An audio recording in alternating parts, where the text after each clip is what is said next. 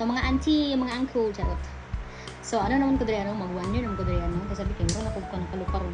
Mag 1 year naman ko diri ano. Ang alaha mo kung newly diri nga balaod pag newly hired ka diri sa Singapore is na kay free nga dili siya free pero under na siya sa imong contract sa insurance nimo nga mag-medical ka every 6 months. So last mo gud na ko is April yan. Hanap ko yung letter na gikan sa government nga need na ko ipa-medical sa kuang mga amo. Ang magbayad na is imong mga amo guys under na siya sa insurance. So inana mi ka importante diri ano, charot, importante dili bitaw inana mi ka palangga diri sa gobyerno. So kamo nga magduwa-duwa mag abroad diha.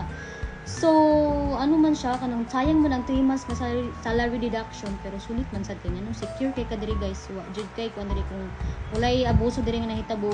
Siguro to mga niagi panahon, pero karon magmurag strong nang confirm na ilang mga balaod diri about silang mga domestic migrant workers. Una ni siya nangako ang letter from government na siya guys. Tapos pag magpa-medical ka is dili pwede mo uban imong amo. Dapat ikaw lang mismo mag-adto sa clinic o sa doktor. Tapos ang doktor na or ang clinic mag-send sa imong result via online sa government. So pag dili ka magpa-medical is pwede ma-cancel imong working permit or ma-send ka home ka. Dili ka pwede magtrabaho diri pag wala ka medical. Inana ka strict karon diri sa Singapore pag abot sa medical. Ang imong cover diri sa medical no isan-aw nilang imong timbang, hindi baba ba ka? Pag